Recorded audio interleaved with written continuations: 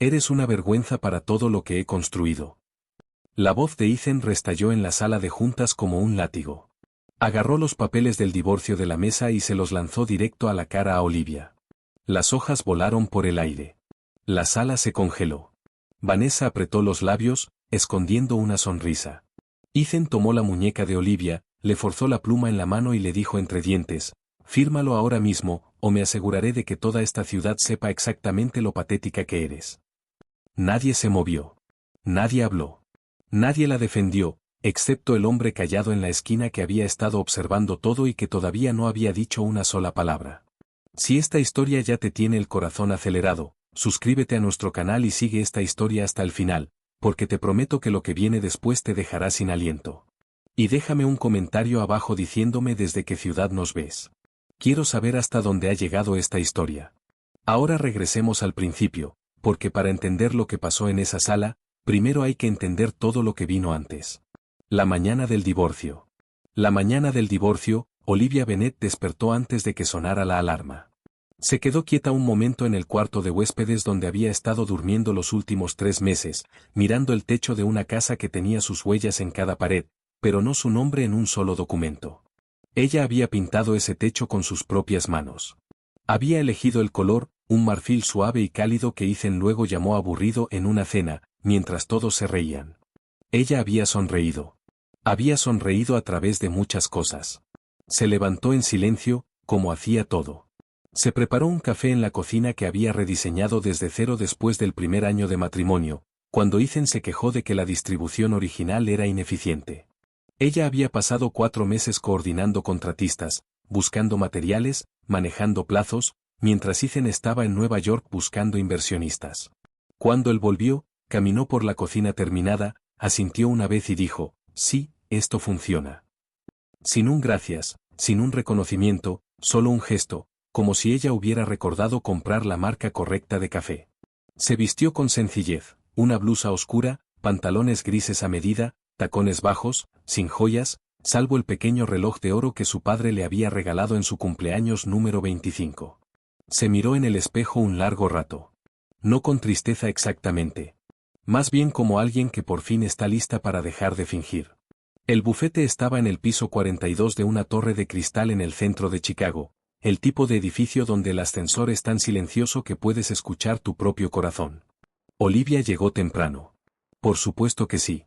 Siempre había sido ella quien llegaba temprano, quien lo preparaba todo, quien se aseguraba de que cada detalle estuviera en orden para que otros pudieran entrar y llevarse el crédito de una sala que ya funcionaba a la perfección. La sala de juntas era larga y fría, con ventanales del piso al techo y una mesa de caoba que probablemente costaba más que el auto de la mayoría de la gente. Una asistente legal la acompañó y le ofreció agua con esa expresión profesionalmente neutral de alguien entrenado para no tener opiniones sobre las vidas que se derrumban frente a ellos. Olivia se sentó a un lado de la mesa. Esperó. Ethan llegó 12 minutos tarde, lo cual le dijo todo lo que necesitaba saber sobre qué tan en serio se tomaba ese día.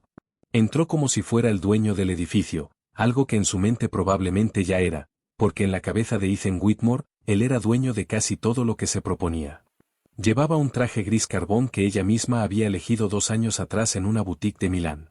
Olivia recordaba haber pasado 1 hora en esa tienda mientras él se quejaba del retraso del vuelo, del wifi del hotel y de que el café italiano estaba sobrevalorado. Aún así, ella había escogido el traje con cuidado, porque sabía que lo haría lucir exactamente como él quería lucir, poderoso, impecable, completamente en control. Detrás de él entró Vanessa Reed. Olivia ya lo esperaba. Llevaba unos 8 meses esperándolo, si era honesta consigo misma, algo que se estaba esforzando mucho por ser últimamente.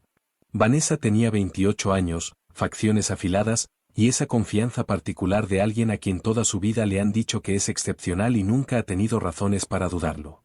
Trabajaba como asistente ejecutiva de Ethan y en algún momento había decidido que el puesto venía con beneficios adicionales. Entró a la sala con la mano apoyada ligeramente en el brazo de Ethan y miró a Olivia de esa forma en que algunas mujeres miran las cosas que ya han decidido que están por debajo de ellas. «Buenos días», dijo Olivia. Ethan no respondió. Ya estaba sacando su silla, poniendo su teléfono sobre la mesa boca arriba, como un hombre con lugares a los que ir y gente a la que ignorar. El abogado, un hombre cuidadoso llamado Gerald Mars, que había visto suficientes divorcios como para desarrollar el rango emocional de un muro de piedra, ordenó los documentos con eficiencia práctica. Señora Whitmore, quiero asegurarme de que ha tenido tiempo de revisarlo todo, dijo Gerald, mirándola directamente. Había algo cuidadoso en su tono, algo que decía, sin decirlo, que había leído los términos y tenía sus propios pensamientos al respecto. Lo he leído, dijo Olivia. ¿Todo? Preguntó Gerald. Cada página, dijo ella. Ethan se recostó en su silla. Entonces no lo alarguemos. Todos somos adultos. Hemos llegado al final del camino. Esta es la solución más limpia para todos. ¿Limpia? Repitió Olivia en voz baja, como si estuviera probando la palabra. Olivia. Su voz cargaba esa impaciencia particular, la que ella había aprendido a reconocer hacía años, la que significaba que él pensaba que estaba a punto de ponerse difícil. He sido más que justo. Y ahí estaba, la palabra que había estado resonando en su cabeza por meses. Justo. La definición de justo de Ethan era el acuerdo frente a ella, una suma fija que sonaba grande para cualquiera que no conociera el panorama completo. Ningún derecho sobre ninguna parte de Whitmore Capital. Ningún reconocimiento de los 3 años que ella había pasado construyendo su mundo con sus propias manos, mientras él se paraba frente a salas llenas de gente y se llamaba a sí mismo un hombre hecho a sí mismo. Esta empresa, le había dicho él a un periodista 6 meses atrás, inclinándose hacia adelante con esa sinceridad ensayada que se fotografiaba tan bien, todo lo que ven aquí lo construí desde la nada, desde el absoluto cero, solo un sueño y la voluntad de trabajar más duro que todos los demás. Ella había estado viendo esa entrevista desde el sofá. No había dicho una sola palabra. Vanessa sacó su teléfono y empezó a revisarlo, el tipo de gesto que uno hace cuando quiere que la otra persona entienda que su dolor es un inconveniente menor para su agenda. ¿Sabes?, dijo Vanessa sin levantar la vista. En realidad creo que esto es un regalo para ti, Olivia. Un nuevo comienzo. No todos tienen la oportunidad de reinventarse. La pluma de Gerald se detuvo brevemente sobre el papel. Olivia miró a Vanessa con calma. Esa es una forma muy generosa de describirlo. Soy una persona generosa, dijo Vanessa, y sonrió con una sonrisa que tenía dientes. Ethan puso ambas palmas sobre la mesa y miró a Olivia con una expresión casi comprensiva, como uno mira a un animal callejero antes de explicarle por qué no puede dejarlo entrar. Olivia, los dos sabemos que este matrimonio dejó de ser real hace mucho tiempo. No lo hagas más difícil de lo necesario. Tuviste una buena racha. Viviste bien. Toma el acuerdo. Tómate un tiempo para ti y sigue adelante. Una buena racha. Ella había sido el motor invisible de toda su vida, y él lo describía como una buena racha. Ella tomó la pluma. Ethan se relajó visiblemente. Vanessa guardó su teléfono. Gerald empezó a ordenar las páginas restantes con la eficiencia silenciosa de un hombre haciendo su trabajo. Y entonces Ethan no pudo contenerse. Nunca podía. ¿Sabes qué? Me arrepiento, dijo, y su voz cargaba el tono particular de un hombre que ha decidido que la generosidad exige compartir su sabiduría. Me arrepiento de haber pasado tanto tiempo tratando de incluirte, tratando de subirte a mi nivel. Nunca estuviste hecha para este mundo, Olivia, y creo que en el fondo siempre lo supe. Miró a Vanessa. Algunas personas están hechas para cierto tipo de vida, y otras simplemente no. La sala quedó completamente en silencio. Gerald Marr se quedó mirando los papeles. Vanessa examinó su manicure. Ethan esperó una reacción. Olivia lo miró durante un largo momento. Y lo que él vio en sus ojos lo confundió, porque no era lo que esperaba. No era dolor. No era ira. Era algo más parecido a la claridad. La expresión de una mujer que finalmente ha dejado de necesitar por completo la opinión de él sobre ella.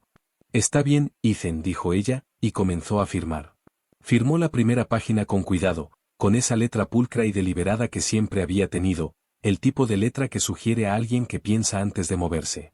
Firmó la segunda página, la tercera, y en algún punto alrededor de la quinta página, la puerta de la sala se abrió. Nadie tocó. La puerta simplemente se abrió, como se abren las puertas cuando la persona del otro lado nunca ha necesitado tocar en su vida. La asistente legal, la que le había ofrecido agua a Olivia antes, apareció en el marco de la puerta con una expresión que se había resbalado por completo de su neutralidad profesional. Tenía la cara de alguien que acaba de encontrarse con algo que reordena su comprensión de una sala que creía conocer. Disculpen la interrupción, dijo, y su voz era delgada. Señor Mars, hay un caballero aquí que... Estamos en medio de una reunión privada, dijo Ethan con dureza. No levantó la vista. Lo sé, lo siento, pero dijo. No me importa lo que dijo, la voz de Ethan se endureció. Dile que espere. Una pausa. En realidad, dijo una voz detrás de la asistente, tranquila, baja y con el peso particular de un hombre a quien nunca en su vida le han dicho que espere, ya he esperado suficiente. La puerta se abrió por completo. Era alto, rondaba los 60 años, con el cabello plateado bien peinado y esa quietud en la postura que no viene del esfuerzo sino de décadas de certeza absoluta. Su traje era oscuro y perfectamente ajustado, nada llamativo, nada que buscara anunciar algo, lo cual precisamente lo hacía verse tan costoso. No llevaba reloj, ni gemelos, ningún accesorio que gritara riqueza. No los necesitaba.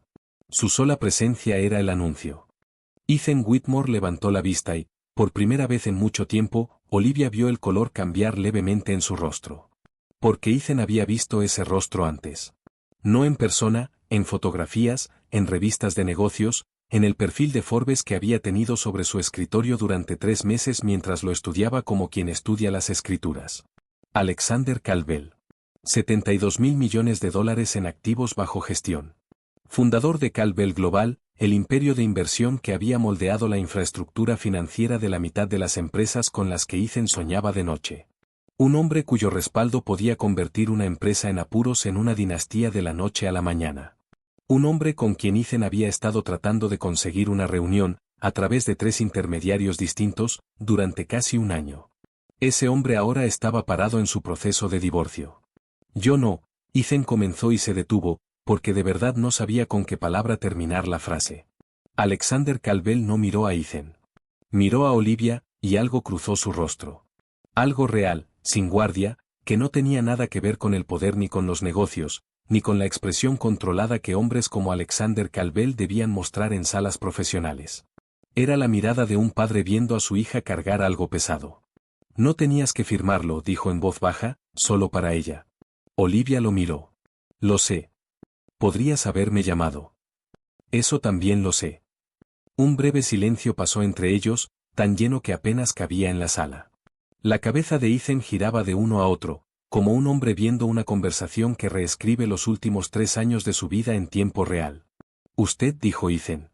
Señaló a Alexander, se dio cuenta de que tenía el dedo extendido, lo retiró, lo intentó de nuevo. Usted la conoce. Alexander finalmente lo miró. Su expresión no cambió. No necesitaba cambiar.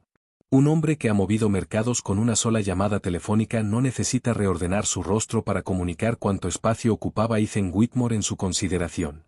¿Qué si la conozco? Dijo Alexander con calma. Sí, la conozco.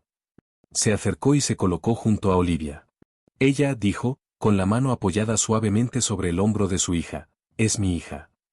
El silencio que siguió no solo existía en la sala, la ocupaba, presionaba contra las paredes, cambiaba la presión del aire. Vanessa hizo un sonido, no del todo una palabra, más bien el inicio de una risa que a medio camino se dio cuenta de que había tomado una decisión terrible. Gerald Mars puso su pluma sobre la mesa con el cuidado deliberado de un hombre que ha decidido quedarse absolutamente quieto. Ethan se levantó, ya fuera para parecer autoritario o porque sus piernas tomaron la decisión sin él. Era difícil saberlo. Eso no es posible, dijo, y su voz había perdido el pulido. Olivia, ella nunca me lo dijo. No te lo dijo, dijo Alexander. No era una pregunta. Ella dijo que su familia era, dijo que eran, Ethan se detuvo. Se volvió hacia Olivia con una expresión que ya había visto antes, pero nunca así. La expresión de un hombre cuya versión de la realidad acababa de sufrir un colapso estructural. ¿Por qué me ocultaste eso? ¿Por qué me mentiste? Olivia dejó los papeles firmados sobre la mesa. No te mentí, dijo. Te amaba, y quería que tú me amaras a mí. No a mi apellido, no al dinero de mi familia. A mí. Sostuvo su mirada firme. Quería saber si podías verme a mí. Solo a mí, sin nada de eso. La boca de Ethan se movió sin sonido por un momento, y finalmente preguntó, aunque algo en su expresión sugería que ya conocía la respuesta, ¿y ahora lo sabes? Ahora lo sé, dijo ella simplemente. Cerró la pluma y la puso encima de los papeles. Te deseo lo mejor, Ethan, dijo, y lo dijo en serio, de la manera en que uno lo dice en serio cuando finalmente deja ir algo. Se puso de pie. Se acomodó la chaqueta. Miró a Vanessa, que se había quedado muy callada y ahora estudiaba la mesa de caoba con intensa concentración. Y entonces Olivia Bennet Calvel caminó hacia la puerta, y su padre se la sostuvo abierta, y salieron juntos del piso 42 de esa torre de cristal, uno junto al otro, sin mirar atrás. Detrás de ellos, Ethan Whitmore se quedó en una sala llena de papeles firmados y un silencio tan completo que se podía escuchar toda la arquitectura de sus suposiciones desmoronándose en silencio hasta el suelo. Había pasado 3 años construyendo un imperio sobre una base que nunca entendió. Había pasado 3 años desestimando a la mujer que sostenía las paredes. Y ahora estaba solo en una sala muy costosa, con una mujer que se había reído a costa de su esposa, y la creciente y espantosa certeza de que acababa de cometer el error más catastrófico de su vida profesional y personal al mismo tiempo. Tomó su teléfono. Le temblaba levemente la mano. No sabía a quién iba a llamar. Solo sabía que necesitaba hablar con alguien que le dijera que esto no era tan grave como se sentía. Pero no había nadie, porque toda la gente a la que hubiera podido llamar, los inversionistas, los contactos de negocios, los miembros de la junta que habían admirado su trayectoria, eran personas cuyas conexiones ahora empezaba a comprender que le habían llegado de maneras que jamás había examinado a fondo. A través de presentaciones que había recibido gracias a una mujer a la que había desestimado, a través de puertas que se habían abierto no por su reputación, sino por la de ella. Se sentó de nuevo, despacio. Vanessa dijo algo. Él no la escuchó. Pensaba en una conversación de 4 años atrás, antes de casarse, cuando Olivia había tomado una llamada en otro cuarto y había vuelto a la mesa con una expresión que él no supo leer, y él le había preguntado quién era, y ella había dicho solo una vieja amiga de la familia, y él había asentido y seguido comiendo sin hacer una sola pregunta más, porque en esos días estaba tan consumido por sus propias ambiciones que las historias de los demás solo le importaban si le eran útiles. Pensaba en cuántas veces ella había sido útil para él, y en cuántas veces él había sido útil para ella, y en lo violentamente desigual que eran esas dos columnas. Y en el fondo de ese pensamiento, sin llegar aún a formularse por completo, pero empezando a tomar forma como algo pesado en el fondo de aguas muy profundas, estaba la pregunta que lo perseguiría por años. ¿Había construido algo real? ¿O simplemente había estado caminando por puertas que ella abría en silencio, y se había convencido de que él mismo las había encontrado? El paseo bajo la lluvia. Afuera, en la calle, Olivia y su padre caminaban juntos bajo la lluvia de Chicago. Alexander no le pidió explicaciones. No era un hombre que exigiera explicaciones a la gente en la que confiaba.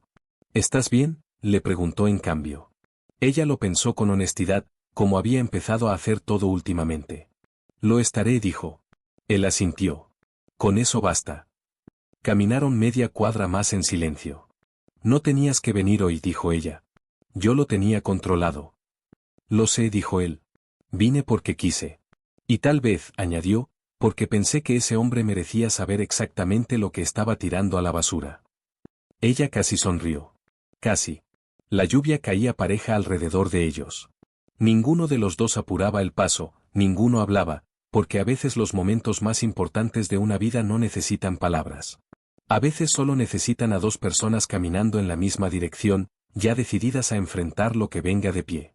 3 cuadras más allá, en una sala del piso 42, un hombre estaba sentado a solas en el silencio de todo lo que había roto, tratando de entender cómo la mujer a la que había llamado ordinaria había resultado ser la persona más extraordinaria que jamás había dejado de ver. Tendría mucho tiempo para pensar en eso. Y en las semanas siguientes, mientras las primeras llamadas empezaban a quedar sin respuesta, mientras las primeras reuniones se cancelaban en silencio, mientras el primer susurro de inestabilidad recorría la red de personas que habían creído en Ethan Whitmore porque, sin saberlo, habían creído en la mujer que estaba detrás de él, empezaría a entender el verdadero costo de lo que había firmado en aquella sala. No un divorcio. Un salvavidas. El único que había tenido en su vida. Y lo había devuelto con una sonrisa burlona, diciéndole a ella que debía estar agradecida. Ella estaba agradecida, como resultó, solo que no por las razones que él imaginaba. Estaba agradecida por la claridad. Por los 3 años que le habían enseñado quién era, sin el ruido de quien él necesitaba que fuera. Por el padre que la había visto descubrirlo sola, y nunca, ni una sola vez, le dijo te lo advertí. Y sobre todo, estaba agradecida de haber firmado esos papeles, porque la vida hacia la que caminaba ahora era, finalmente, entera e irrevocablemente suya. Y nadie, ni Ethan Whitmore, ni Vanessa Reed, ni ninguna de las personas que habían mirado a la mujer callada al final de la mesa y no habían visto nada, ninguno de ellos tenía idea de lo que eso significaba todavía. Pero estaban a punto de descubrirlo. El elevador. Las puertas del elevador se cerraron detrás de Olivia y su padre, y durante exactamente 4 segundos ninguno de los dos dijo nada. Alexander presionó el botón del vestíbulo. El elevador comenzó a descender. Olivia miraba fijamente su propio reflejo en las puertas metálicas pulidas. Y por primera vez desde que había entrado a esa sala de juntas, exhaló. No dramáticamente. Solo en silencio, como exhala una persona que ha estado conteniendo la respiración durante 3 años y finalmente, tiene permiso para dejar de hacerlo. Te tiró los papeles encima, dijo Alexander. Sí. Frente a testigos. Sí. Una pausa. Y aún así firmaste. Siempre iba a firmar, dijo Olivia. Esa nunca fue la pregunta. Su padre observó su perfil durante un largo momento. Siempre había sido un hombre que escuchaba más de lo que hablaba, una de las razones por las que la gente le confiaba su dinero y sus secretos por igual. Podía leer una sala como otros leen libros, absorbiendo detalles que otros pasaban por alto. Había pasado los últimos 40 minutos en esa sala leyendo a Ethan Whitmore, y lo que había leído se había asentado en algo frío y permanente en su pecho. ¿Cuál era la pregunta?, preguntó él. Olivia se volvió a mirarlo. Si iba a dejar que lo hiciera frente a una audiencia, y aún así salir con la cabeza en alto. El elevador llegó al vestíbulo. Las puertas se abrieron. Caminaron juntos por el atrio de mármol, y Alexander puso una mano brevemente en su espalda, solo un momento, lo suficiente para decir lo que a veces los padres no pueden poner en palabras. Afuera, la lluvia caía constante e indiferente, como suele caer la lluvia de Chicago en octubre, y se quedaron bajo el techo del edificio mientras el chofer de Alexander acercaba el auto. Ninguno de los dos se apresuró. Ninguno habló. Había toda una conversación pendiente entre ellos, una que llevaba 3 años necesitando suceder, y ambos entendían instintivamente que no era una conversación para la calle, ni para el auto, ni para ningún lugar donde pudieran ser interrumpidos. Era una conversación para la verdad. Y la verdad, como Olivia había aprendido en los últimos 3 años, tenía su manera de exigir las condiciones correctas antes de aceptar salir. El estudio de Alexander. Manejaron en silencio hasta la residencia de la familia Calvel, en el North Shore, una casa donde Olivia había crecido y que después había dejado atrás en silencio cuando decidió que quería enamorarse de un hombre sin que el peso de su apellido la siguiera por la puerta. No había vuelto en 8 meses. El personal, 3 personas que llevaban más de una década trabajando para su padre, la recibieron con la calidez cuidadosa de quienes habían estado preocupados y se sentían aliviados, pero eran demasiado profesionales para decirlo directamente. Margaret, quien había sido el ama de llaves desde que Olivia tenía 11 años, le apretó la mano y no dijo nada, lo cual lo dijo todo. Se sentaron en el estudio de su padre. No en la sala formal, no en el comedor. El estudio, el cuarto donde Alexander Calvel siempre iba cuando algo importaba de verdad. Ahí le había dicho a Olivia que su madre se había ido. Ahí le había dicho, el verano en que ella cumplió 22 años, que confiaba en que tomara sus propias decisiones, aunque a él lo aterraran. Ahí era donde ocurrían las conversaciones de verdad. Sirvió 2 vasos de agua. No café, no nada más fuerte. Solo agua. Otra cosa sobre Alexander Calvel, creía que las conversaciones importantes merecían mentes despejadas. Se sentó frente a ella. Cuéntame, dijo. Y Olivia le contó. No la versión que se había estado contando a sí misma, la versión manejable, la que mantenía la historia a una distancia cómoda para poder funcionar dentro de ella. La versión real. La que no empezaba el día en que Ethan cambió, sino el día en que lo conoció. Porque no se puede entender cómo se rompe algo sin entender cómo se construyó. La cafetería. Había conocido a Ethan Whitmore en una cafetería de West Jackson, 4 años atrás, un martes por la tarde, entre reuniones con el equipo legal de su padre, cuando se detuvo 20 minutos a buscar silencio. Se suponía que no debía estar ahí. Se suponía que debía estar 3 cuadras más allá, en una sala de juntas, siendo Olivia Calvel, heredera de un imperio de inversión de $72,000 millones, en la mesa donde se tomaban decisiones que afectaban la vida de miles de personas. En cambio, estaba sentada sola en una mesa de esquina, con un libro y una taza de café, en jeans y suéter gris. Y nadie en esa cafetería sabía su nombre. A ella le encantaba eso. Había pasado buena parte de su vida adulta persiguiendo esa sensación, la de ser simplemente una persona. Ethan estaba en la mesa de al lado, trabajando en una laptop con la desesperación concentrada de alguien tratando de resolver un problema antes de una fecha límite ya vencida. Tenía 3 tazas de café vacías sobre la mesa y un bloc amarillo lleno de letra que se inclinaba cada vez más de lado con cada página, lo cual, le diría ella después, era la señal más clara de una persona que se está quedando sin tiempo. Hablaba solo de vez en cuando, no en voz alta, solo el murmullo apenas audible que producen las personas que están solas frente a un problema y perdiendo.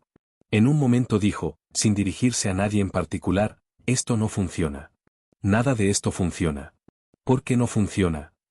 Y Olivia levantó la vista de su libro y dijo, ¿cuál parte?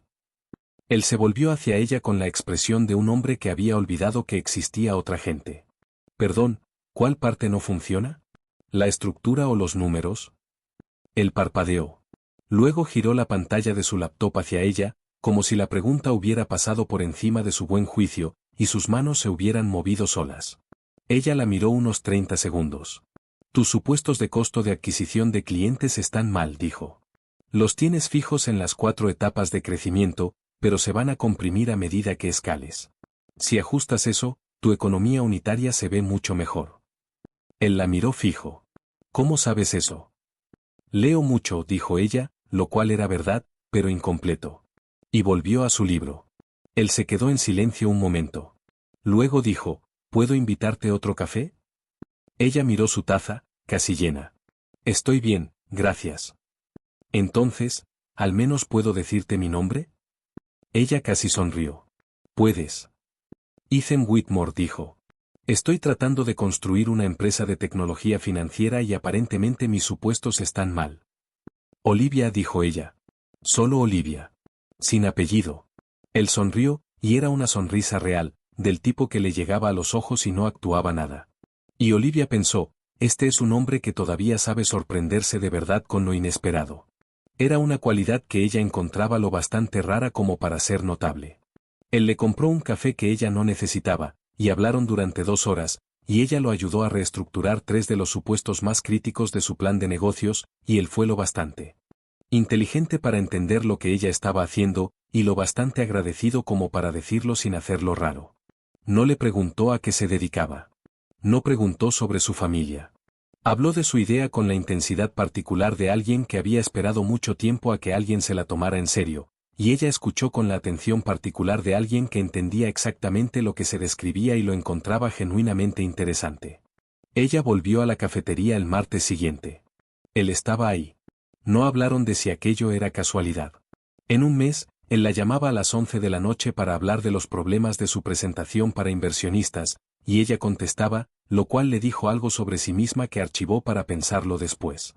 En 3 meses, se había convertido, de manera no oficial, en la mente estratégica detrás de una empresa que ni siquiera sabía que ella existía.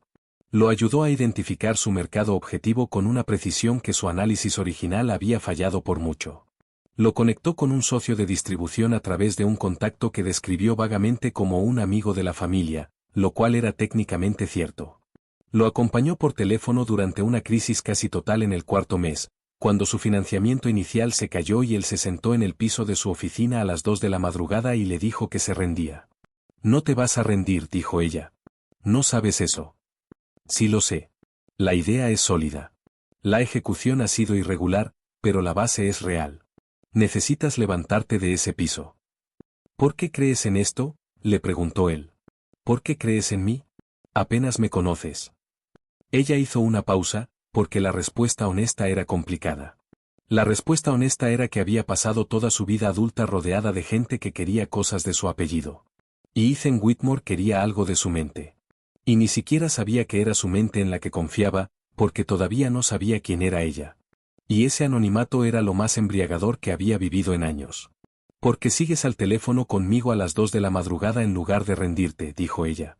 Eso me dice algo. Él se levantó del piso. Reconstruyó su presentación. Consiguió el financiamiento. Y cuando la llamó a las 6 de la mañana para contárselo, con la voz quebrada de agotamiento o alivio, o ambos, ella estaba en su auto, en el estacionamiento de las oficinas de Cal Bell Global, y se llevó la mano al pecho como si pudiera sentir la alegría de él a través del teléfono. Se enamoró de él en silencio, como hacía todo, sin anuncios, sin actuación, solo la certeza acumulada de alguien que ha encontrado a una persona cuya mente quiere tener cerca por el resto de su vida. Le contó quién era 6 meses después de conocerse. No todo, no el alcance completo, pero le dijo su apellido. Su reacción no fue la que ella temía. Se quedó muy quieto, y luego dijo, Caldwell. Como Caldwell Global. Mi padre es dueño de la empresa, dijo ella. Tu padre es Alexander Caldwell. Sí. El silencio se estiró. ¿Y no me lo dijiste? Preguntó él despacio. Porque quería saber si yo. Sí, dijo ella. Otro silencio. ¿Y lo supiste? Preguntó él. ¿Lo descubriste? Creo que sí, dijo ella. Sí. Él le propuso matrimonio 8 meses después, un miércoles cualquiera, con un anillo que había estado ahorrando sin decirle nada, en la cocina de su departamento donde habían pasado cientos de noches debatiendo tendencias de mercado y comiendo fideos para llevar. Y le dijo, no me importa tu apellido. Amo a la mujer que me dijo que mis supuestos estaban mal en una cafetería y que volvió la semana siguiente. Y ella le creyó. Le creyó por completo, con todo su peso. Se lo contó a su padre. Alexander guardó silencio un largo rato. ¿Lo amas? Preguntó. Completamente, dijo ella. ¿Él te conoce? Ella dudó apenas un instante. Me conoce. Su padre la había mirado con esa expresión que ella había visto antes, la que significaba que ya había calculado desenlaces que ella todavía no había alcanzado. Olivia, dijo con cuidado, el éxito es una prueba muy particular. Un hombre que te ama en la lucha no siempre es el mismo hombre que te ama en el triunfo. Lo sé, dijo ella. ¿Lo sabes de verdad? Tengo que descubrirlo, dijo ella. No puedo protegerme de descubrirlo. Eso no es vivir. Él lo había aceptado. Siempre aceptaba su razonamiento, aunque no estuviera de acuerdo, porque era un hombre que entendía que el amor a veces exige dejar que la gente camine hacia incendios que uno ve venir, y confiar en que encontrarán su propia salida. El préstamo secreto. Lo que su padre no supo hasta mucho después fue lo que Olivia había hecho en el segundo año de matrimonio, cuando Whitmore Capital chocó contra un muro tan severo que 3 de los principales inversionistas de Ethan se retiraron en el mismo mes, y la empresa quedó a 90 días de la insolvencia. Ethan no se lo había dicho directamente. Había empezado a trabajar más horas, a volver más callado, a despertarse a las 4 de la mañana para sentarse en la mesa de la cocina con su laptop y una expresión que ella reconoció como el terror particular de alguien viendo desintegrarse algo que ama. Ella no le pidió explicaciones. Simplemente empezó a mirar los números por su cuenta, porque todavía tenía acceso a los reportes operativos a través de un sistema que ella misma había ayudado a instalar, y que él nunca pensó en restringir porque jamás se le había ocurrido que ella lo usaría para algo más allá de la administración del hogar. Miró los números durante 2 días. Luego hizo una llamada. No a su padre. A una cuenta fiduciaria que estaba a su nombre desde los 25 años, establecida por el patrimonio de su madre, separada de Caldwell Global, imposible de rastrear hasta el apellido familiar si no se sabía qué buscar. Transfirió lo suficiente para cubrir las obligaciones inmediatas de la empresa, lo estructuró como un préstamo puente anónimo a través de una empresa fantasma, e hizo que el equipo legal de su padre lo documentara de una forma que resistiera cualquier escrutinio, pero que no revelara nada de su origen a nadie que no supiera ya dónde mirar. No se lo dijo a Ethan. No se lo dijo a nadie. 3 semanas después, Ethan llegó a casa una noche y dijo, no lo vas a creer. Encontramos un prestamista puente, anónimo, pero los términos son razonables. Creo que vamos a estar bien. Y la abrazó de verdad, con el alivio particular de un hombre que ha estado cargando un peso catastrófico y por fin puede soltarlo. Y ella lo abrazó de vuelta, y no dijo una palabra. Creyó que estaba protegiendo algo. Creyó que protegía la pureza de lo que tenían, la versión de ellos mismos que existía antes de que el dinero se volviera lo único en lo que él pensaba. Creyó que si él no sabía el origen del rescate, nada cambiaría entre ellos. No la miraría distinto. No empezaría a calcular su valor en dólares, como ella lo había visto calcular el valor de todos los demás. Lo que ella no entendía todavía era que ese secreto tenía un costo que no había previsto. Porque Ethan sobrevivió a la crisis, y sobrevivirla lo volvió más convencido que nunca de que lo había hecho solo. La marea que se retira. El periodo después del rescate fue cuando ella empezó a perderlo. No de golpe, no con un momento único al que pudiera señalar y decir ahí cambió todo. Fue más lento que eso, más como ver bajar la marea. Una mañana olvidó preguntarle cómo estaba. Una semana dejó de llegar a casa antes de las 9. En una cena con gente que ella no conocía, la presentó como mi esposa y siguió hablando. Y ella se quedó de pie a su lado toda la noche como un accesorio agradable, y ni una sola persona en esa sala le hizo una sola pregunta sobre ella misma. Se dijo a sí misma que era la presión del crecimiento. Se dijo que estaba cansado. Se dijo que se había casado con un hombre que estaba construyendo algo, y que construir algo exige un tipo de enfoque devorador que reduce temporalmente todo lo demás. Lo había visto en su padre. Lo entendía intelectualmente. Lo que no había previsto era la versión de Ethan que saldría del otro lado de ese crecimiento.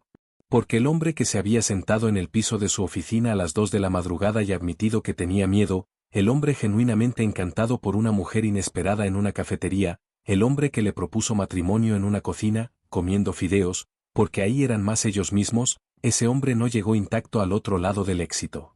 Lo que llegó en su lugar fue alguien que había decidido, quizás sin ni siquiera darse cuenta, que la historia de cómo había llegado hasta ahí era más limpia y más poderosa sin las partes complicadas del medio. Lo que llegó fue alguien que, lentamente, había empezado a borrarla a ella de la historia. Ella se sentó con esto mucho tiempo, no de forma pasiva. No era una mujer pasiva. Tuvo conversaciones con él, tranquilas y directas, del tipo que exige valor. Ethan, siento que estoy desapareciendo en este matrimonio. Él la había mirado con genuina confusión. ¿De qué hablas? Tienes todo lo que necesitas. No hablo de cosas, dijo ella. Hablo de ser vista. Él no había entendido la diferencia. O la había entendido y decidido que era un problema más pequeño que sus ganancias trimestrales.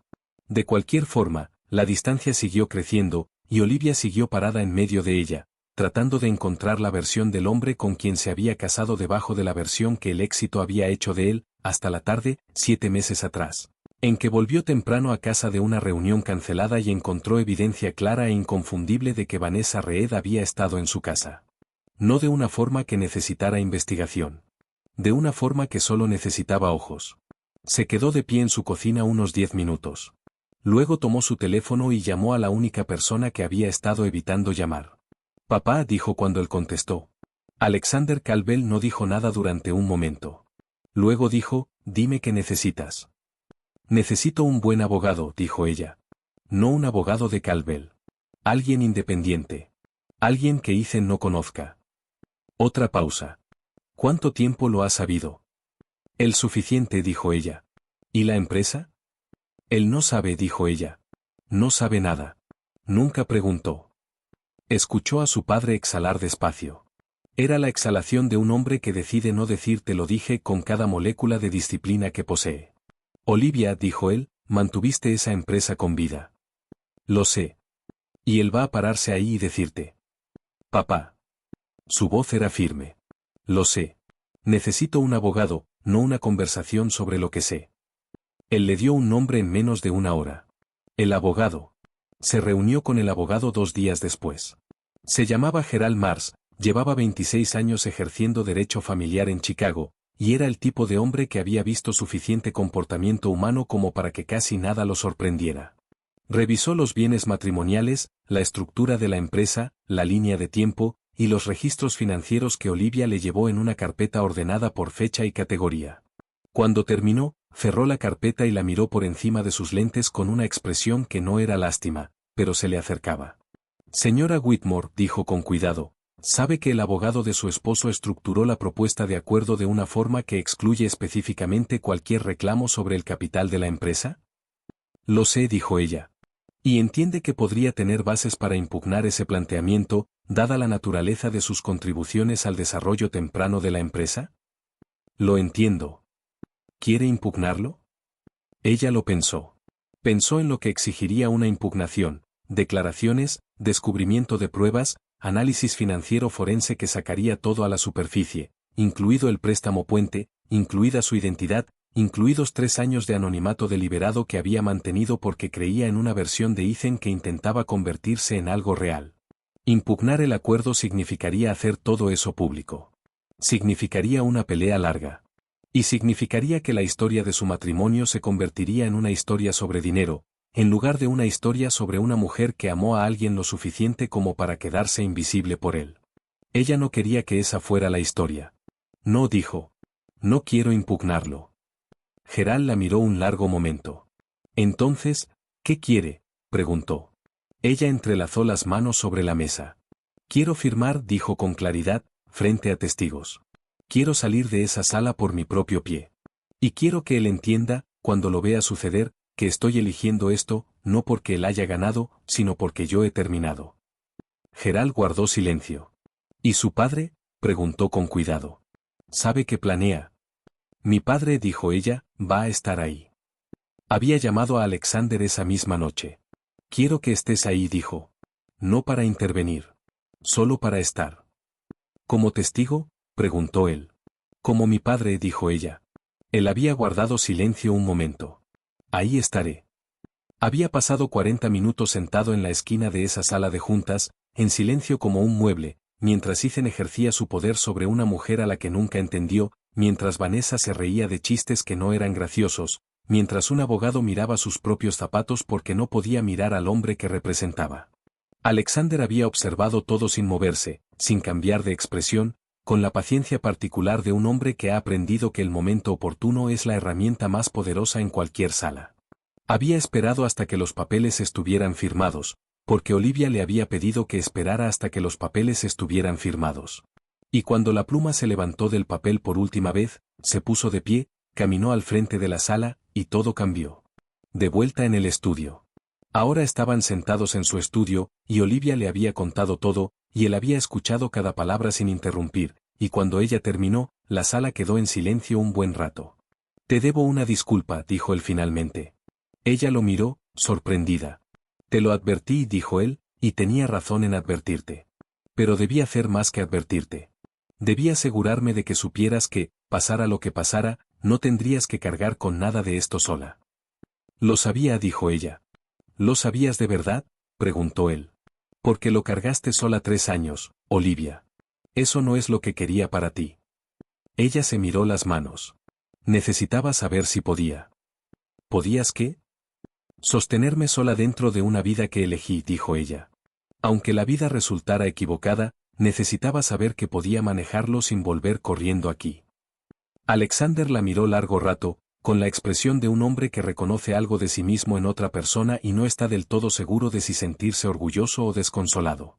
¿Y puedes?, preguntó. Ella sostuvo su mirada. Puedo. Él asintió. Entonces, ¿qué sigue?, preguntó. Ella había estado pensando en eso desde el viaje en el elevador, bajando del piso 42.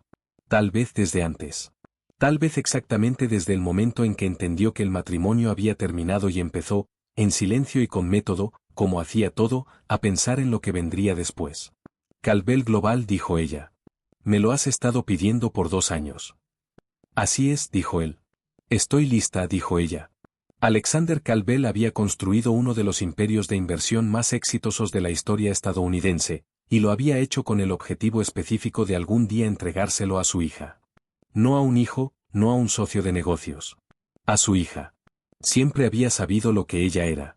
La había visto reestructurar los supuestos de una empresa a punto de fracasar, en una cafetería, con un suéter gris y un libro en la mano, sobre una taza de café que ni siquiera necesitaba. Solo había estado esperando a que ella estuviera lista. Bien, dijo él, y extendió la mano sobre el escritorio. No como un padre que se acerca a un hijo. Como un ejecutivo que reconoce a otro. Ella se la estrechó. El trato se selló de la misma forma en que se sellan los tratos más importantes, en silencio, entre 2 personas que entendían exactamente lo que estaban acordando, sin actuación, sin público, sin nadie que los mirara excepto ellos 2, en una sala donde ocurrían las cosas reales. El préstamo recordado. Afuera, la lluvia seguía cayendo. En la torre de cristal del piso 42, un hombre cuyo imperio estaba construido sobre bases que nunca había examinado, tenía el teléfono en la mano, haciendo llamadas que ya no le respondían tan rápido como antes, diciéndose a sí mismo que era el clima, la temporada, algo temporal que se arreglaría por la mañana. Era muy bueno diciéndose eso. Llevaba años haciéndolo.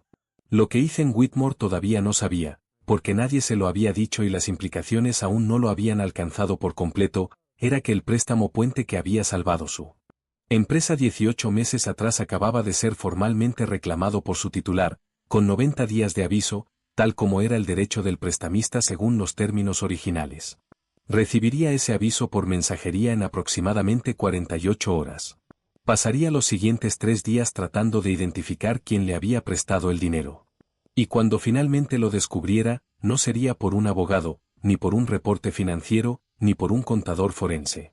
Sería a través de una conversación con un viejo amigo, un contacto en común, alguien que había estado ahí desde los primeros días, que diría el nombre casualmente, como quien dice cosas que asume que todos ya saben.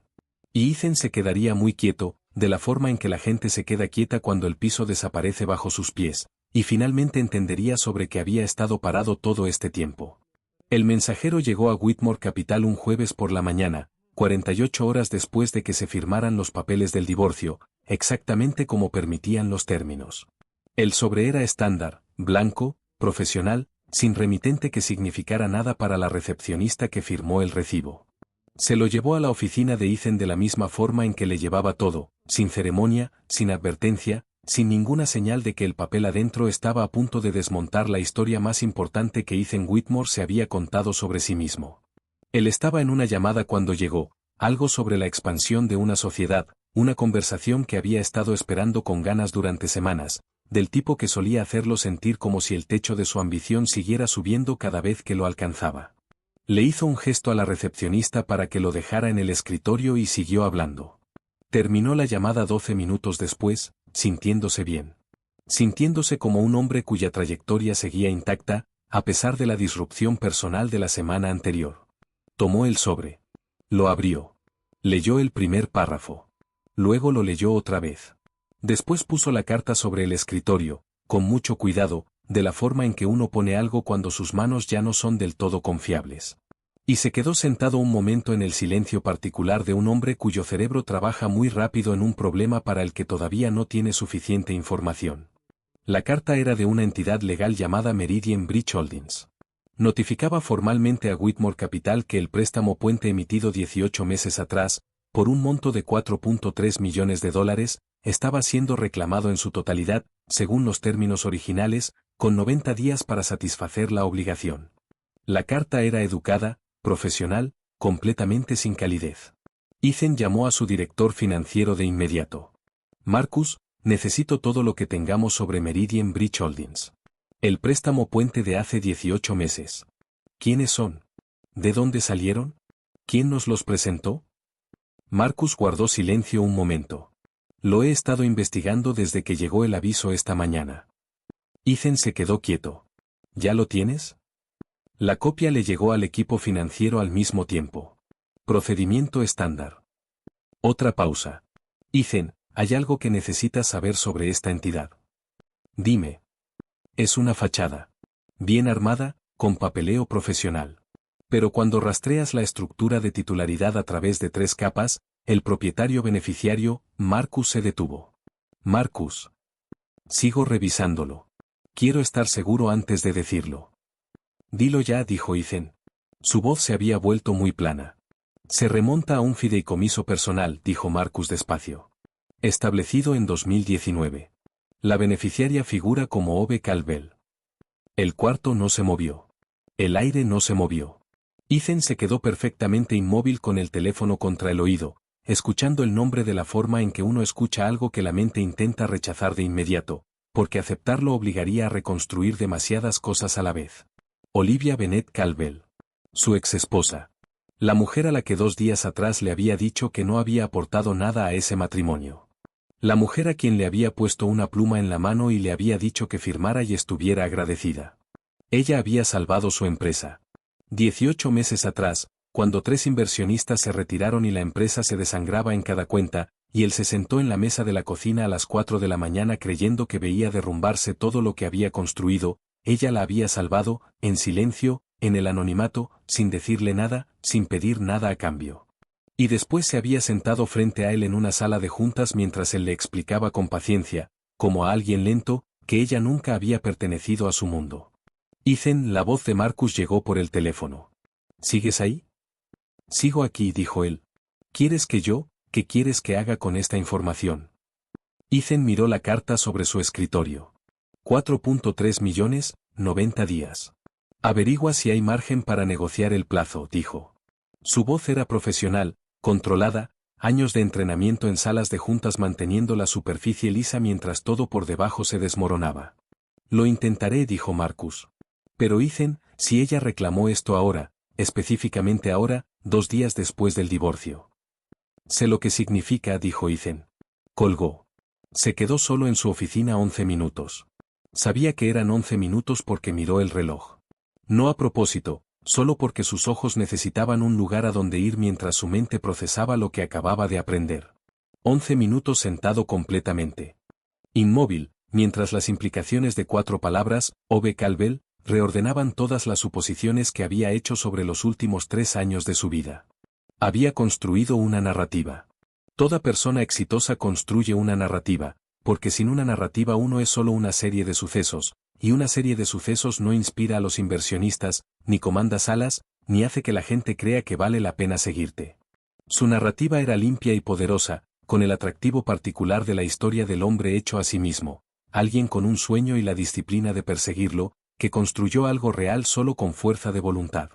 La había contado en entrevistas. La había contado a inversionistas. La había contado en cenas, en paneles de negocios, y a su propio reflejo en el espejo del baño las mañanas en que necesitaba creerla más de lo usual. Olivia había estado en esa narrativa, pero solo como ambiente, una esposa que apoyaba, una presencia callada, alguien que hacía el hogar cómodo mientras él hacía el trabajo importante. Ese era el papel que le había asignado.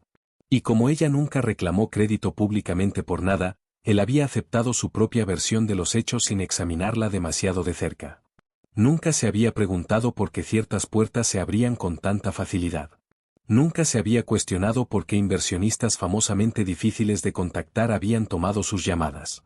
Nunca había rastreado la conexión que llevó a su primera gran sociedad de distribución, la que lo cambió todo en el segundo año, la que había descrito en 3 entrevistas distintas como el resultado de su propia red de contactos incansable. Ella había hecho esa llamada. Lo entendía ahora. Podía sentirlo con la certeza particular de un hombre a quien acaban de quitarle de golpe los lentes color de rosa. Ella había hecho esa llamada, y otras 10 como esa, y había abierto esas puertas, y nunca se lo dijo, porque lo había amado lo suficiente como para dejarlo creer que caminaba por ella solo. Tomó su teléfono. Casi la llamó. Su pulgar quedó suspendido sobre su nombre en los contactos durante un largo momento, antes de poner el teléfono boca abajo sobre el escritorio. ¿Qué le diría siquiera? Todavía no tenía las palabras. No estaba seguro de merecer usar las que estaba pensando. En cambio, llamó a Vanessa. Ella contestó al segundo timbre, como siempre, con la disponibilidad inmediata de alguien que ha decidido que ser necesitada es lo mismo que ser valorada. ¿Cómo estás?, preguntó ella, y su voz tenía ese brillo particular de alguien actuando la normalidad muy deliberadamente. ¿Has hablado con alguien hoy?, preguntó él. ¿Alguien del grupo de inversionistas? Una pausa. ¿Por qué? Solo dime. Robert Hargrove me llamó esta mañana, dijo ella con cuidado. Quería saber sobre el proceso de divorcio, si era, usó la palabra, complicado, punto. Ethan cerró los ojos. Robert Hargrove era uno de sus 3 inversionistas más grandes, un hombre cuya confianza Ethan había cultivado con cuidado durante 14 meses, que había puesto $7 millones en Whitmore Capital basándose principalmente en la fe que tenía en la estabilidad y el criterio de Ethan. A Hargrove no le gustaban las sorpresas. No le gustaba lo que él llamaba volatilidad personal en la gente que respaldaba. ¿Qué le dijiste?, preguntó Ethan. Le dije que era limpio, amistoso, sin disrupción para el negocio. ¿Y qué dijo él? Otra pausa, más larga esta vez. Dijo que había oído que la esposa era una Calvel. La palabra cayó en la sala como algo lanzado con fuerza. Lo sabía, dijo Ethan. Al parecer hay gente en esta ciudad que lo sabía antes que nosotros, dijo Vanessa, y había algo en su voz, un filo que Ethan reconoció como el inicio de un cambio que no tenía tiempo de manejar en ese momento. Vanessa. Ethan, estoy recibiendo llamadas de gente que quiere entender por qué Calvel Global está enviando señales de que está reconsiderando su relación con Whitmore Capital. Su voz se había vuelto más baja, más cuidadosa. ¿Están reconsiderando su relación con Whitmore Capital? Él no tenía respuesta para eso. Genuinamente no lo sabía. Y no saberlo le resultaba tan ajeno, tan estructuralmente incorrecto dentro de la historia que había construido y mantenido de sí mismo durante años, que se quedó sentado con la ausencia de una respuesta como un hombre parado en un cuarto cuyo plano ha cambiado de la noche a la mañana. Lo voy a resolver, dijo. ¿Cómo? Lo voy a resolver, repitió, y colgó. La fuente que se seca. Se puso de pie, caminó hasta la ventana, miró la ciudad de la forma en que la había mirado cientos de veces desde esa oficina, con la satisfacción particular de un hombre que creía que esa vista era algo que se había ganado. Hoy se veía distinta. No más pequeña exactamente. Del mismo tamaño de siempre. Pero ahora era consciente de cuánto de eso no había construido él en realidad. Llamó a su abogado. No a Gerald Mars. Al suyo. Un hombre llamado Philip Crane, que llevaba 4 años manejando los asuntos legales de Ethan, y que contestaba el teléfono con la confianza rápida de alguien acostumbrado a que lo llamen con problemas y a que le paguen bien por resolverlos. Philip, el préstamo puente.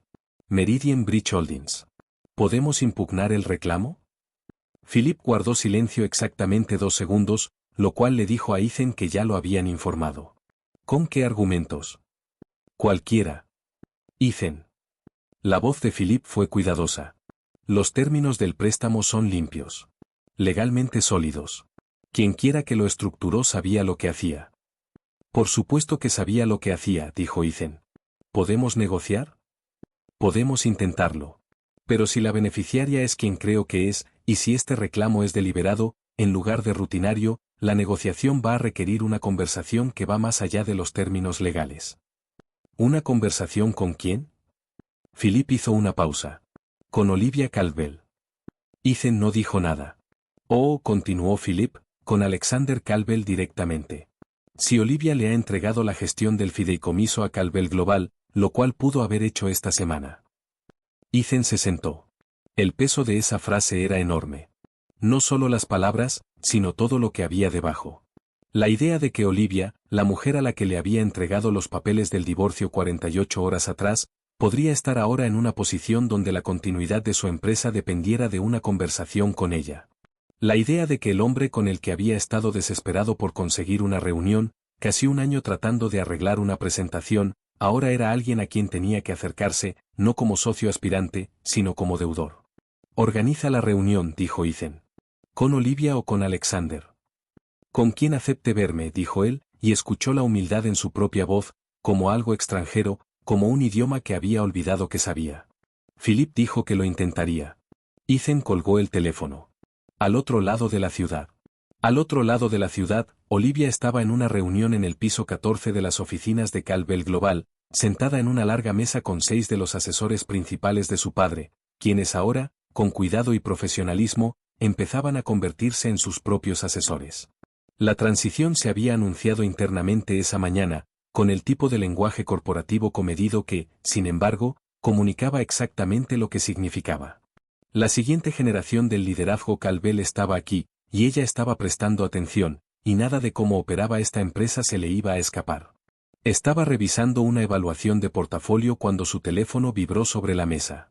Le echó un vistazo. Philip Crane.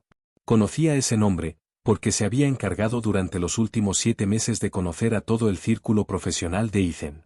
Rechazó la llamada. Luego tomó su teléfono y le envió un mensaje breve a su propio equipo legal. Crane va a contactarlos. Proceso estándar.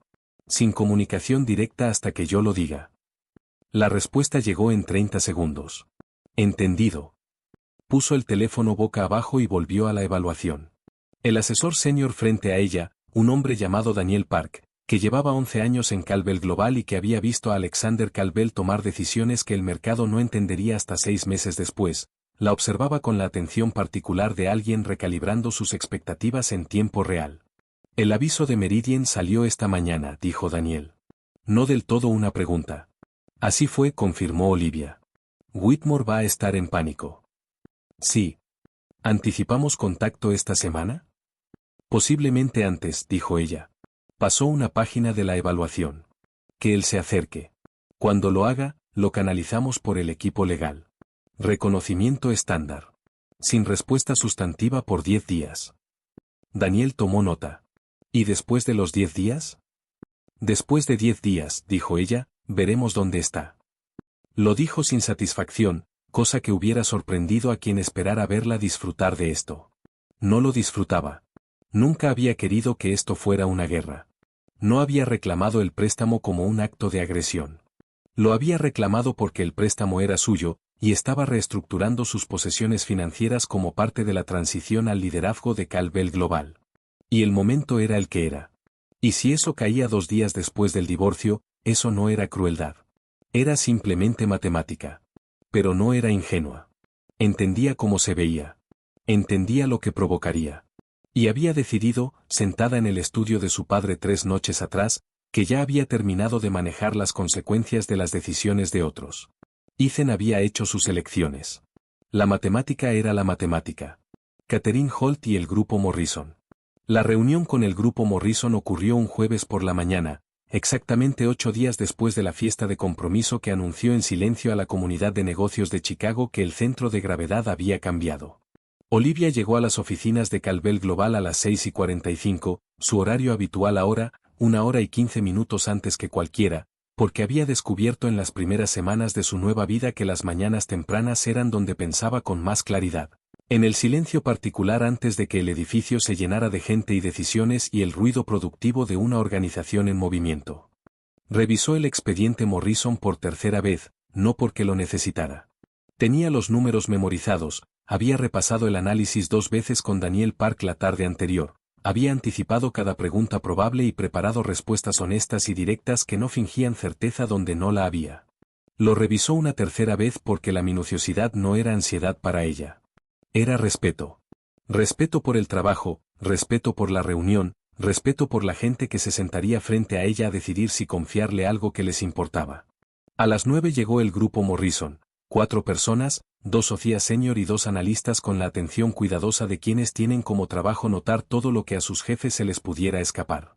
Su socia principal, una mujer llamada Katherine Holt, con 23 años en inversión institucional, le estrechó la mano a Olivia con un apretón que comunicaba respeto y evaluación en igual medida.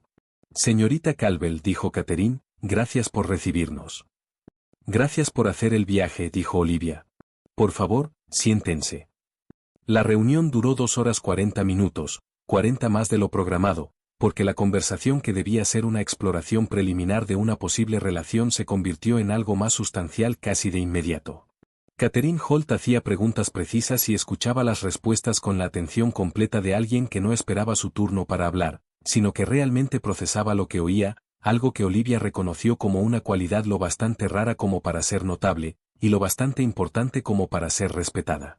En un momento, Katherine dijo, usted estuvo involucrada en el desarrollo temprano de Whitmore Capital. No del todo una pregunta. Era el tipo de afirmación que funciona como invitación a aclarar el récord. Lo estuve, dijo Olivia, de formas que no se divulgaron públicamente en su momento. Es un asunto que he abordado como parte de mi transición aquí. La relación de Cal-Bell Global con Whitmore Capital ahora se maneja a distancia, bajo términos comerciales estándar. El reclamo del préstamo puente, dijo Katherine. Fue suyo. El préstamo se mantenía a través de un fideicomiso personal, confirmó Olivia. El reclamo fue una decisión financiera de rutina, conectada con la reestructuración de mis posesiones al asumir el liderazgo aquí. No fue punitivo. Miró a Katherine directamente. Quiero ser clara en eso. No opero de forma punitiva. No es eficiente, y no es quien soy. Katherine la estudió un momento. Luego algo cambió en su expresión, algo que había sido cuidadoso se volvió más abierto. Su padre dijo lo mismo sobre usted, dijo, casi palabra por palabra. Olivia sintió algo cálido y sin complicaciones moverse en su pecho. ¿Cuándo habló con él? Hace 2 semanas, dijo Katherine. Me llamó. Me dijo que estaba haciendo la transición del liderazgo y que debía reunirme con usted antes de que nadie más llegara primero. La comisura de su boca se movió. Dijo que usted era la persona más capaz sobre la que jamás había desarrollado una opinión profesional, y que su opinión no era objetiva porque era su padre, pero que me lo decía de todos modos, porque, en su experiencia, la distinción entre objetividad y verdad estaba sobrevalorada. El cuarto quedó en silencio un momento. Olivia bajó la mirada a la mesa brevemente, solo un segundo, y cuando volvió a levantarla, su expresión estaba serena, pero sus ojos brillaban de una forma que Katherine Holt notó y decidió no comentar. No me dijo que la había llamado, dijo Olivia. Lo sé, dijo Catherine. Me pidió que no lo mencionara. Pero decidí que usted debía saberlo, porque creo que la gente con la que trabajamos merece entender por qué estamos en la sala. Hizo una pausa. Estoy aquí porque Alexander Calvel me llamó. Me quedo por lo que he visto en las últimas 2 horas y 40 minutos. El grupo Morrison se fue a las 11:45 con un marco de términos por revisar y una reunión de seguimiento programada para la semana siguiente. Daniel Park los acompañó al elevador y regresó a la sala de juntas, donde Olivia seguía sentada, revisando sus notas. ¿Cómo te sientes?, preguntó él. Bien, dijo ella. Catherine Holt es de las de verdad. Lo es, coincidió él.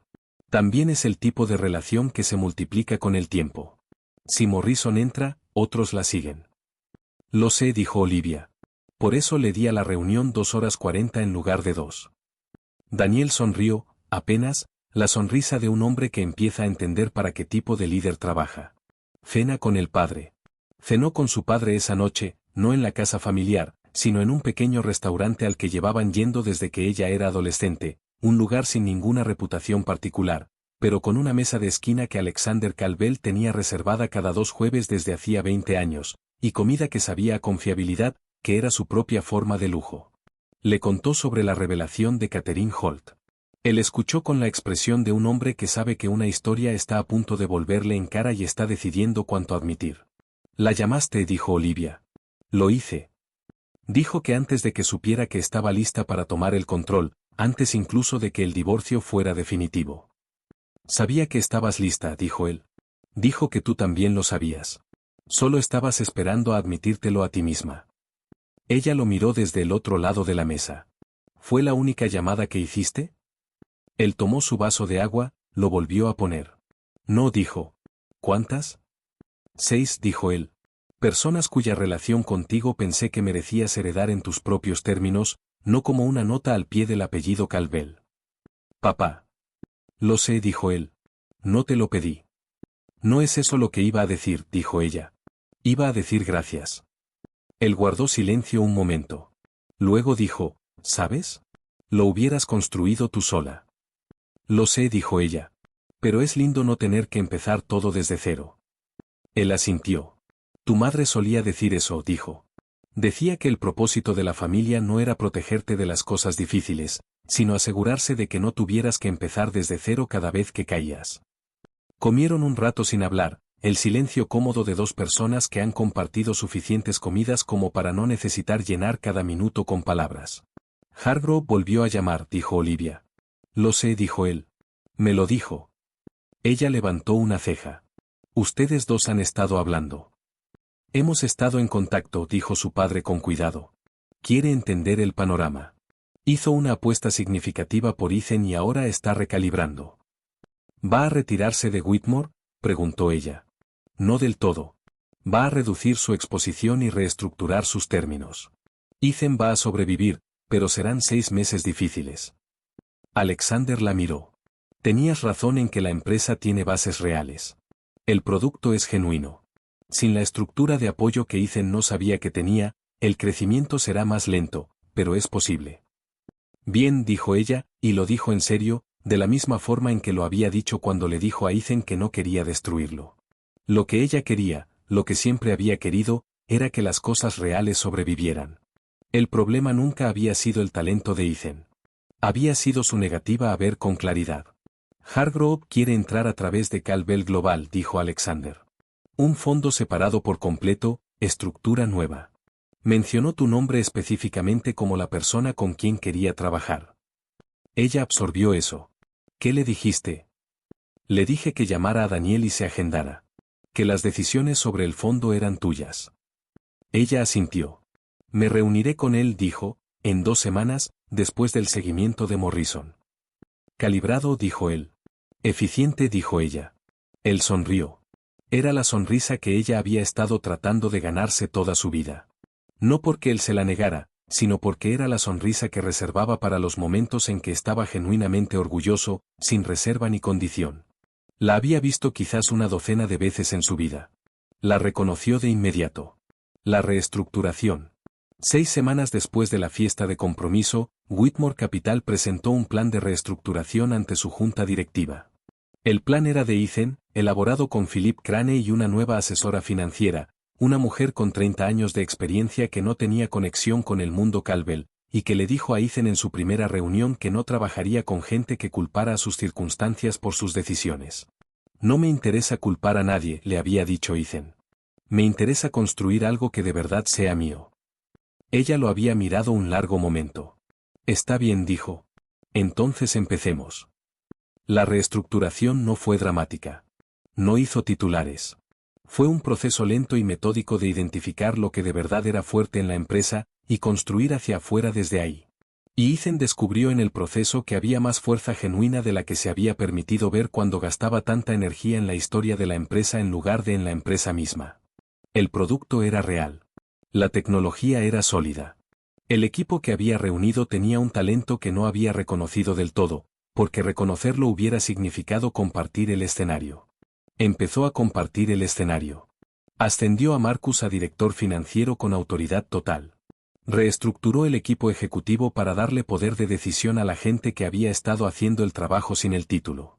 Dejó de dar entrevistas sobre su visión y empezó a hablar sobre la ejecución de su equipo, lo cual era más difícil de lo que sonaba, porque exigía practicar un tipo de generosidad que no le nacía naturalmente a un hombre que había construido toda su identidad alrededor de la narrativa del hombre solitario. Vanessa se fue en la tercera semana de la reestructuración. No se fue mal. Llegó una noche y le dijo, con la honestidad de alguien que por fin dejó de actuar, creo que los dos sabemos que esto no era lo que ninguno de los dos pensó que sería. Y Ethan, que ya lo sabía desde hacía un tiempo y no había estado listo para decirlo primero, asintió y dijo, creo que tienes razón. Fueron decentes el uno con el otro en el final, más de lo que ninguno de los dos había logrado ser en el medio. Y Ethan se sentó solo en su departamento esa noche, y sintió, debajo de la soledad evidente, el alivio inesperado de un hombre que finalmente ha dejado de fingir. Pensó en Olivia.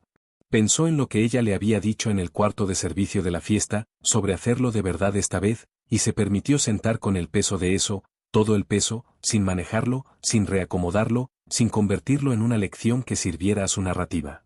Lo dejó ser lo que era, el registro de un hombre que había tenido algo extraordinario y lo había soltado porque no pudo verlo con claridad. No la volvió a llamar. Entendió, sin que nadie se lo dijera, que la conversación en aquel cuarto había sido una puerta cerrándose, no abriéndose, y que respetarla significaba aceptar eso. En cambio, escribió. El documento que había empezado la noche en que llegó el aviso del préstamo puente había crecido, en las semanas siguientes, en algo más largo y más honesto de lo que había pretendido. No era un plan de negocios. No era una memoria. Era algo entre las dos cosas, un registro privado de las decisiones que había tomado y los supuestos detrás de ellas, y los lugares donde la historia que se había contado a sí mismo se había apartado de la verdad. No sabía qué haría con él. No estaba seguro de que fuera para alguien más. Pero escribirlo fue lo más honesto que había hecho en años, y la honestidad, estaba descubriendo, tenía una cualidad particular que nada más en su vida había producido. Era tranquila, era limpia, y no necesitaba público. La Fundación Caldwell. 4 meses después del divorcio, Olivia lanzó la iniciativa de la Fundación Caldwell, un programa diseñado para financiar y guiar a emprendedores en etapa temprana que tenían buenas ideas, pero no acceso a las redes que convierten las buenas ideas en empresas viables. El anuncio de prensa fue breve y factual. Sin narrativa personal, sin historia de origen sobre que la había inspirado. Solo el programa, su estructura, sus criterios, y un proceso de aplicación abierto a cualquiera, sin importar antecedentes o conexiones. Daniel Park le había preguntado, durante la etapa de planeación, si quería incluir una declaración personal. ¿Sobre qué?, preguntó ella. ¿Sobre por qué esto? ¿Por qué ahora? Ella lo pensó. No, dijo. El programa habla por sí mismo. Si la gente quiere saber por qué, que lean los criterios. Los criterios eran específicos. Los aplicantes debían demostrar no solo una idea sólida, sino evidencia de que ya estaban haciendo el trabajo, que no habían estado esperando permiso, ni financiamiento, ni la presentación correcta para empezar a convertirse en la persona que su idea exigía que fueran. La fundación proveería capital, guía y acceso a redes. No proveería la voluntad. Esa ya tenía que estar ahí. El primer grupo fue de 12 personas, entre 23 y 57 años, de 7 ciudades distintas. 3 tenían ideas en tecnología financiera, algo que algunos notarían después y sobre lo cual Olivia declinó comentar, porque la coincidencia era genuina y la ironía era asunto de nadie más que de ella. Se reunió con cada uno individualmente en el primer mes del programa. Conversaciones de 45 minutos, uno a uno, sin nadie más en el cuarto. Les preguntaba sobre sus ideas, y luego les preguntaba sobre las cosas más difíciles, que les daba miedo, que ya habían intentado y no había funcionado, quiénes eran cuando la idea no iba por donde necesitaban que fuera. No era suave con las preguntas. Tampoco era dura. Era, simplemente, directa, de la forma en que son directas las personas que se han sentado en el piso de su propia oficina a las 2 de la madrugada, con otras que están haciendo lo mismo. Una de ellas, una mujer de 29 años llamada Priya, que estaba construyendo una plataforma de datos de salud y a quien 3 inversionistas distintos le habían dicho que su mercado era demasiado pequeño, le preguntó a mitad de la conversación, ¿cómo se sigue creyendo en algo cuando todos a tu alrededor te dicen que estás equivocada? Olivia guardó silencio un momento. No sigues creyendo en algo, dijo. Creer no es un estado que se mantiene. Es una decisión que tomas una y otra vez, cada mañana, especialmente en las mañanas en que tienes más razones para no hacerlo. Miró a Priya directamente. La pregunta no es si todavía crees en los días buenos. La pregunta es qué haces en los días en que no crees. Priya la miró. ¿Qué haces tú? Trabajo, dijo Olivia. Me presento, trabajo, y dejo que el trabajo me recuerde por qué empecé. Priya asintió despacio, y algo en su expresión cambió, el cambio que ocurre cuando una persona escucha algo que no estaba buscando, pero que necesitaba por completo. Olivia pensó en Ethan cuando lo dijo. No con dolor. Con la comprensión particular de alguien que ha procesado algo lo suficiente como para verlo con claridad. Él había dejado de creer en sí mismo más o menos cuando llegó el éxito, lo cual era la parte contraintuitiva que nadie te cuenta sobre conseguir lo que quieres. El éxito no te confirma. A veces te desancla. Y una persona que no sabe quién es debajo del logro puede acabar construyendo una actuación donde antes había una vida. Ella lo había visto suceder. Había intentado sostener la versión real de él mientras sucedía. Y cuando finalmente entendió que no podía sostenerla por él, lo soltó. Soltarlo había sido lo más difícil que había hecho en su vida. Más difícil que firmar los papeles, más difícil que salir de esa sala de juntas, más difícil que la primera semana en Calvel Global, cuando todo era nuevo y enorme, y ella volvía a casa cada noche y se sentaba en la cocina de su infancia con Margaret, sintiendo, debajo de la genuina emoción por el trabajo, el dolor limpio y frío de alguien que ha perdido algo que amaba. No se arrepentía de nada de eso. Arrepentirse hubiera requerido creer que había otra elección disponible. Y Olivia había tomado cada decisión con información completa y ojos abiertos, lo cual era lo que más le constaba cuando miraba hacia atrás. No había caminado sonámbula por su vida. La había elegido, incluso las partes que dolían, y esa elección era lo que la hacía capaz de pararse dentro de la vida que estaba construyendo ahora, sin flaquear. Hargrove firma. 7 meses después del divorcio, Robert Hargrove se sentó frente a ella en la sala de juntas de Calvel Global, la de la esquina, con una propuesta que representaba uno de los mayores compromisos individuales en la historia del fondo que ella estaba construyendo. Tenía 61 años, con la precisión cuidadosa de un hombre que había pasado 4 décadas tomando decisiones importantes, y entendía que la variable más importante en cualquier inversión era el ser humano al frente. Después de repasar la estructura, los términos y la lógica estratégica, dijo, quiero preguntarle algo que no está en la propuesta. Adelante, dijo ella. Cuando Ethan la tuvo en aquella sala, dijo él con cuidado, con los papeles frente a usted, y dijo lo que dijo. Usted pudo haberlo destruido. No eventualmente. Ahí mismo. Tenía la información. Tenía la posición. Tenía a su padre en la sala. Podría haber salido de ese divorcio con todo. Hizo una pausa. ¿Por qué no lo hizo? Ella lo miró con calma. Porque no fui ahí a eso, dijo. Fui a terminar algo, no a ganar algo. Hargrove guardó silencio. Ganar hubiera requerido que hiciera de su fracaso el punto central de ese momento, dijo ella. Y su fracaso nunca fue el punto. El punto era que yo había terminado. Hay una diferencia entre terminar algo y destruirlo. No me interesaba destruir. Él asintió despacio. Su padre me dijo que usted diría algo así, dijo. Dijo que usted entendía que la moderación en una posición de poder no era debilidad. Que era la medida más precisa de lo que está hecha una persona. Dice muchas cosas útiles, dijo ella. Las he estado anotando desde los 12 años. Hargrove firmó los papeles del compromiso al final de la reunión. Le estrechó la mano al salir y dijo, para que lo sepa, observé a su esposo de cerca durante 2 años. Creí entender en qué estaba invirtiendo. Me perdí por completo lo que en realidad estaba mirando. Mucha gente lo hizo, dijo ella. Sí, dijo él, pero la mayoría no estaba en la sala como yo estuve. Debí haberlo visto. Se detuvo en la puerta. No cometeré ese error con usted. No, dijo ella simplemente. No lo cometerá. Él se fue. Ella se quedó sola en la sala de juntas un momento, algo que hacía después de reuniones importantes, solo un minuto de quietud antes de lo siguiente, una práctica que había desarrollado en las primeras semanas de su liderazgo, para mantenerse conectada con la realidad de lo que estaba construyendo, en lugar de moverse demasiado rápido para sentirlo. Estaba construyendo algo real. Podía sentir el peso de eso, la forma en que uno siente el peso de algo que ha cargado solo, sin ayuda. No porque cargarlo fuera noble, sino porque cargarlo sola era la única manera de saber con certeza que era suyo. Pensó en su madre, quien había muerto cuando Olivia tenía 19 años, y con quien se había estado midiendo desde entonces, de la forma particular en que lo hacen las hijas que pierden a sus madres antes de que la relación tuviera tiempo de volverse una entre iguales. Su madre había sido una mujer de una fuerza extraordinaria y silenciosa, del tipo que logra cosas sin necesitar que nadie mire, y que le había dejado a Olivia, junto con la cuenta fiduciaria y el reloj de oro, la comprensión de que el poder real de una persona no está en lo que reclama, sino en lo que hace cuando nadie está mirando. Ella había hecho muchísimo cuando nadie estaba mirando. Ya no necesitaba eso, no porque necesitara el reconocimiento, sino porque la invisibilidad había cumplido su propósito, y el propósito estaba completo. Sabía quién era. Lo había puesto a prueba en condiciones diseñadas específicamente para ocultarlo, y había resistido. Ya no necesitaba esconderse. Ya no necesitaba actuar.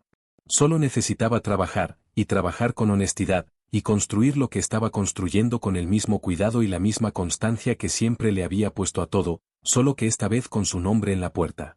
La carta. 8 meses después del divorcio, Ethan Whitmore se puso en contacto, a través de un conocido en común, no Philip Crane esta vez, sino James Forsyth, quien llamó a la asistente de Olivia y preguntó si estaría dispuesta a recibir una carta. No un documento legal. Una carta personal. Olivia dijo que sí. La carta llegó en un sobre blanco simple, escrita a mano, lo cual la sorprendió. Ethan no era de escribir a mano. Escribía todo en computadora. La letra era deliberada. También imperfecta, lo cual la hacía real. No pedía nada.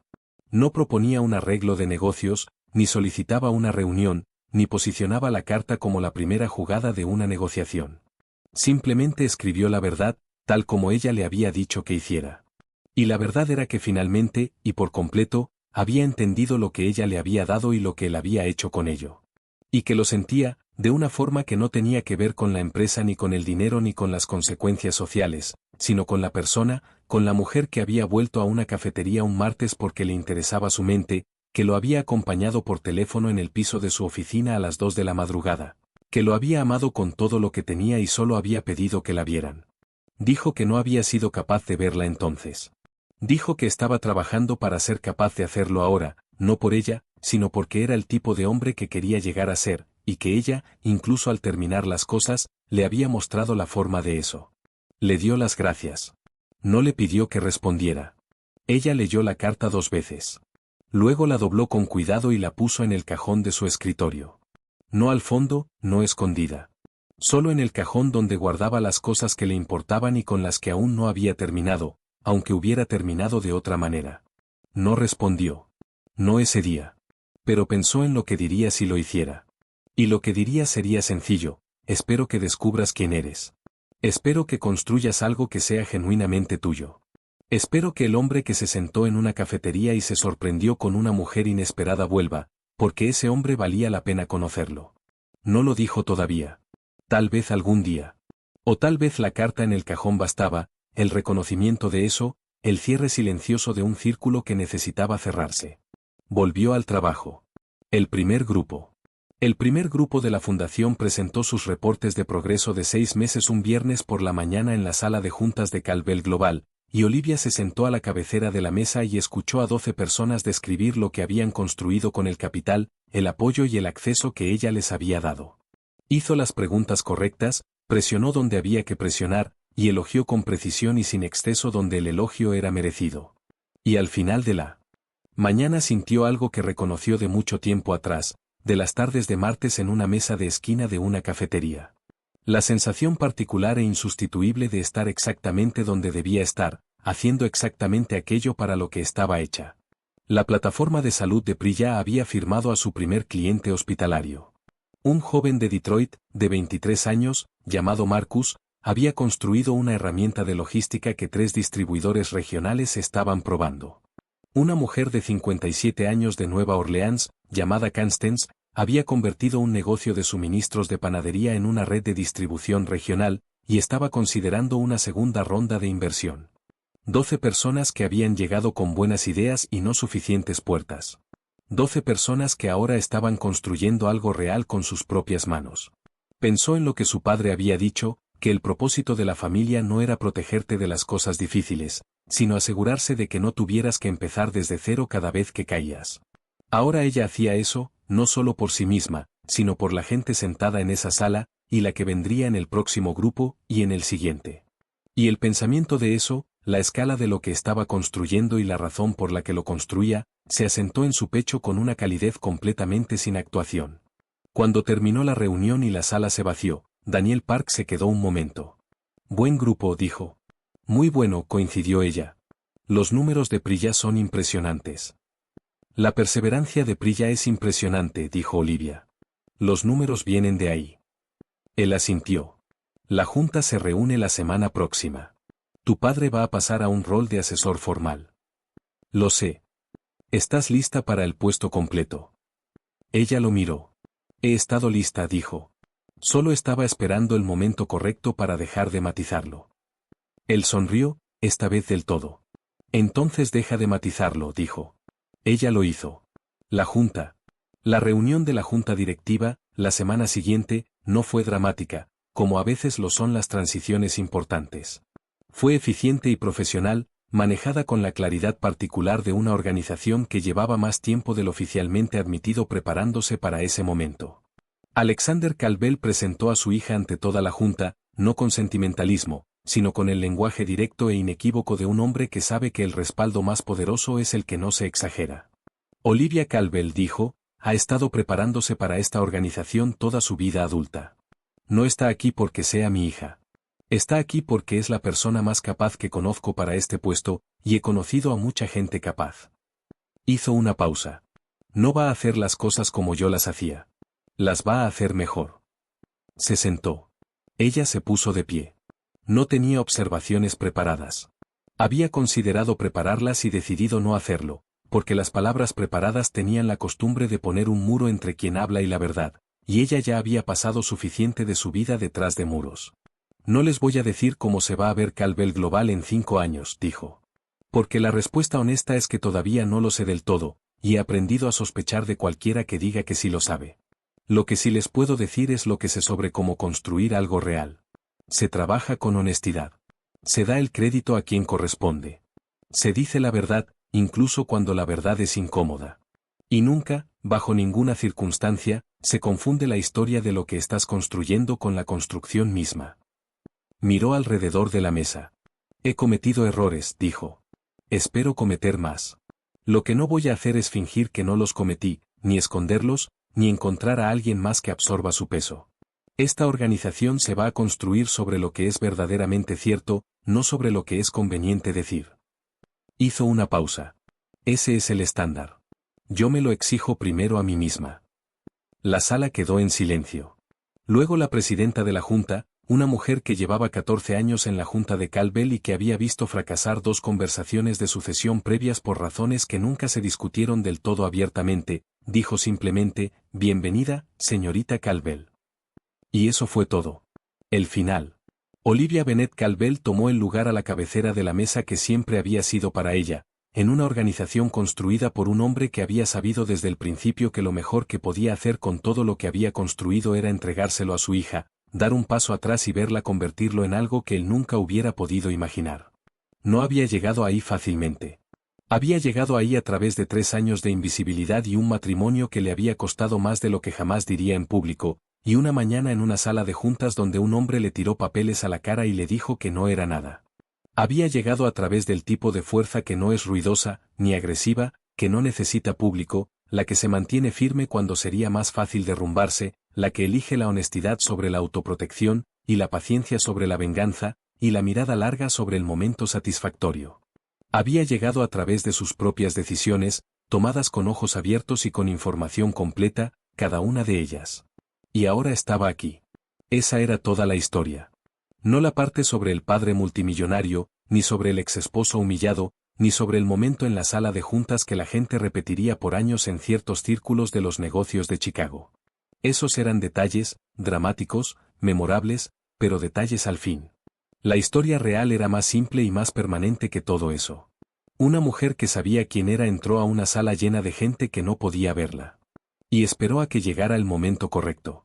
Y entonces se puso de pie, y construyó algo extraordinario con sus propias manos, con su propio nombre, y con su comprensión clara e inflexible de lo que era real y lo que no. Esa fue la historia. Y era completamente suya.